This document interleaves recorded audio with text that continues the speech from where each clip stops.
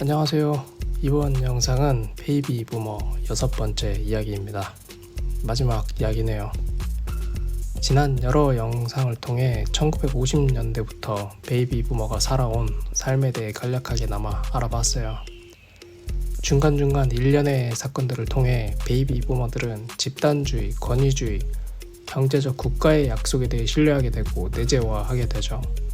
물론 1997년 금융위기 이후로 신자유주의 물결을 반강제적으로 이식받으면서 정리해고 및 비정규직 등 노동 유연화와 외국인 자본 유입 등 국가 전체의 덩치는 더 커졌지만 가진 자는 더 갖게 되는 등 양극화가 심화되죠. 그럼에도 모든 세대 중에서 자가 마련을 가장 높은 비율로 실현시킨 시대이기도 하죠. 하지만 5060 자살률이 2030보다 높은 아이러니한 세대이기도 해요. 베이비 부머들은 이런 일련의 경험과 가치관들을 갖고 농업사회를 거쳐 산업사회를 이루고 오늘날 정보화 사회를 살아가고 있어요. 점차적으로 스마트폰으로 쿠팡 물건 구매, 인터넷 뱅킹, 키오스크 사용 등에 익숙해지는 중이죠. 이번 영상은 베이비 부머의 오늘에 대한 이야기예요.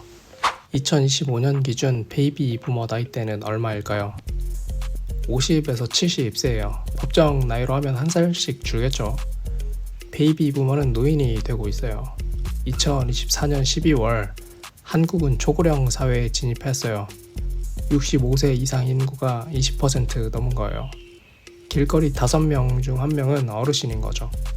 그리고 이 수치는 가파르게 상승 중인데요. 아마 그 다음 단계가 있다면 극고령 사회가 아닐까 싶어요. 그런데 안타까운 점이 있어요. 이들은 본인들의 부모 세대처럼 나이 들었다고 쉴 수가 없어요. 자식에게 부양받기 쉽지 않은 상황이기 때문이죠. 이미 10수년 전부터 베이비 부머는 은퇴 시점부터 전기기사 등 국가기술 자격증 따고 있어요. 일을 할 수밖에 없는 상황인 거예요. 살아오면서 가졌던 하면 된다는 마인드로 열심히 도전 중이죠.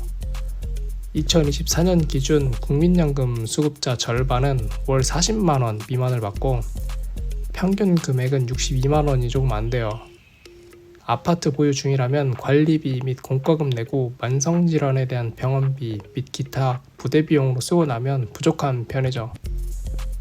누가 봐도 의식주가 잘 안 되는 금액이에요. 한편 MZ세대는 그나마도 부러워하는 눈치죠.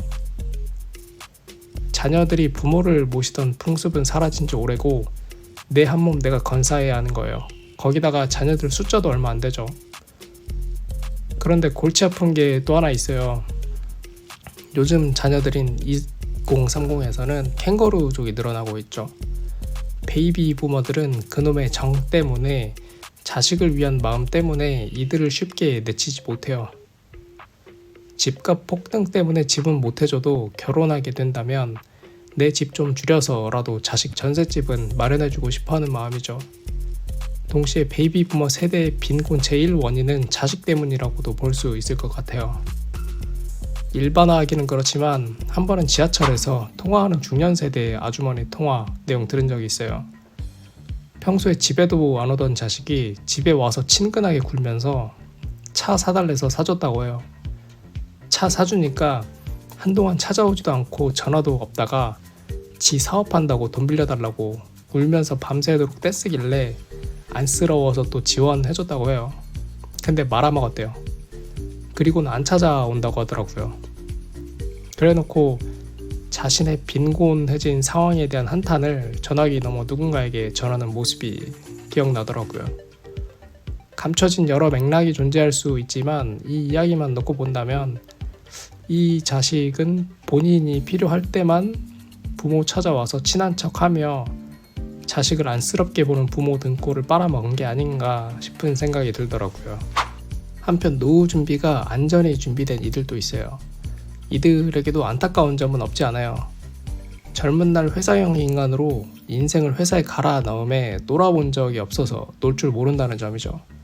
돈이 좀 많으면 친구들하고 골프 치러 가서 술 마시고 돈이 좀 부족하면 친구들하고 등산 갔다 와서 막걸리 마시죠. 집에서는 TV가 이들의 최고의 오락거리예요. 요즘은 스마트폰 유튜브로 확장되고 있죠. 혹시 지금 이 영상도 그렇게 보고 계신가요? 반갑습니다. 베이비 부머는 부모 세대로부터 영양받아 효와 정을 갖고 있어요. 가족을 돌보는 경향이 있죠. 물론 그만큼 모든 세대 중에서 가장 부유하기도 해요. 상하관계에 익숙한 집단주의 및 권위주의와 친숙해서 일시적인 희생을 감내할 만큼 인내심이 강하며 협력에 능하죠. 뿐만 아니라 살아오면서 경제적, 정치적 여러 문제를 해결하고 성취한 경험과 기억 덕분인지 성장주의적 가치관으로 패기 넘치는 세대죠. 특히 이들이 개인주의보다 집단주의를 추구하는 이유는 앞서서 몇 번 언급했지만 살아오는 동안에 국가에 좀만 더 참고 일하면 다 같이 잘 먹고 잘 살 수 있어 라는 약속을 믿고 인내하다 보니 한강의 기적을 이뤄냈고 똘똘 뭉쳐서 독재 정권을 밀어내고 민주화를 달성한 성공 경험이 있기 때문이라고 볼 수 있어요. 협력의 과실은 아주 막대했죠. 그런 이유로 요즘 개인주의적인 MZ 세대를 보면 이해가 안 될 수 있어요. 왜일까요?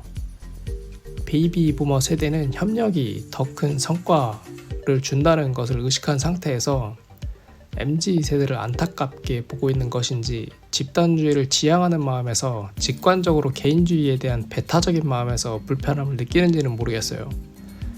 MZ 세대는 베이비 부머 세대와는 달리 협력을 통해서 성과를 얻어본 경험이 별로 없어요. 국가가 제시한 경제적 약속에 대해서도 베이비 부머와 달리 벌써부터 배신감을 느끼고 있을지 몰라요. 국가가 이들에게 한 경제적 약속은 능력주의의 배신으로 나타나기 때문이죠. 신뢰가 낮은 편이에요. 초, 중, 고 대학교를 잘 나오면 양질의 기업에 들어가서 부모님처럼 혹은 그 이상으로 잘 살 수 있을 테니 최소 초중 의무교육 9년과 추가 고등과 대학 7년 정도를 추가로 학습하자는 약속이었죠. MZ세대 중 고연령대는 교사들의 폭언과 폭력을 견뎠고 두발 규제와 자율 시간인가요? 자습 시간인가요? 말만 자율 자습이지 강제화된 야자였죠. 이걸 견뎠어요. 국가는 무분별한 대학 설립을 긍정했어요.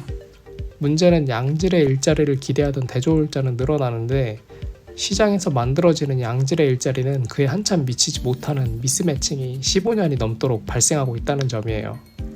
해외로의 아웃소싱, 로봇으로 인한 육체노동 대체, AI로 인한 정신노동 대체 등으로 신입 채용보다는 경력직의 이직을 기업에게는 갈수록 선호하는 편이죠. 대기업의 공채는 점점 종말을 향해 달리고 있어요. 또 저숙련 일자리는 20대의 경우 퇴직한 5060 혹은 그 이상 어르신들, 그리고 외국인 노동자, 그리고 로봇과 파일을 나눠 먹고 있기도 하죠. MZ세대 입장에서는 국가의 약속에 협력해서 막대한 시간 쏟아부으면서 공부했는데 배신당한 꼴일 수 있어요. 물론 누군가는 말하죠. 그걸 믿은 니들 잘못도 있다고. 대학 교육 받았을 정도면 생각할 줄 아는 것 아니냐고 말이죠. 물론 의무 교육을 통한 장점 확실히 많아요. 다만 그럴 거면 사회에서 쓸모없을 대학 승인을 왜 이렇게 많이 내줬냐는 거예요. 애초에 시스템이 이렇게 생기지 않았으면 그나마 경제 조금이라도 나을 때 기술이나 예술로 진작에 방향 틀어서 역량 쌓았을 것이라고 말하죠. 또한 사람이 자원인 나라에서 획일화된 인재 모형을 기준으로 초, 중, 고 최소 12년 동안 질문하면 눈치 받는 교육 받고 매 과목별로 1시간 정도씩 하루 종일 조용히 교사 말 듣는 형식의 수능 태도를 강요받고 대안 없이 밀어붙여지는 획일화 시스템 상황에서 갈수록 노동시장이 나빠지는 상황에서 무엇을 할 수 있겠느냐고 반문하죠. 애초에 기존의 시스템이 변한 시대에 맞지 않는다고 보는 거예요. 그런 점에서 MZ세대는 국가의 제안에 대규모로 협력했지만 달콤한 사과보다는 상해버린 사과를 건네받게 됐다고 볼 수 있어요. 획일화 시스템은 국민소득 $10,000 산업사회에서나 효율적이지 국민소득 $30,000 사회에서는 비효율적인 레거시가 된 거예요.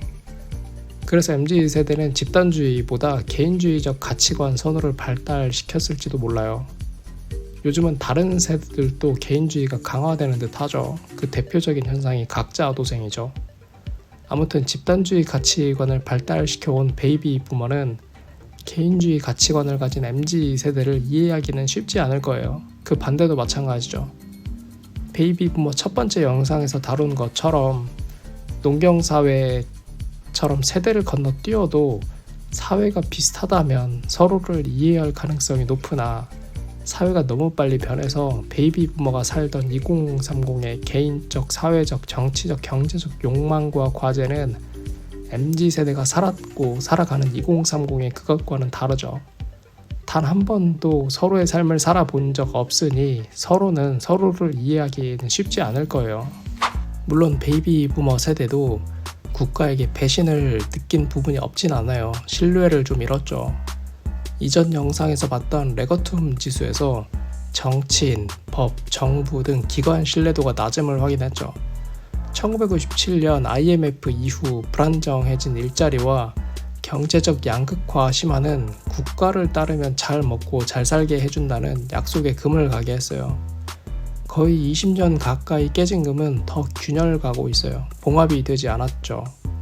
아파트 등 자산 상승 속도와 임금 상승 속도의 격차는 말도 안 될 정도가 됐고 퇴직한 베이비 부머를 대상으로 하는 양질의 일자리는 거의 존재하지 않죠.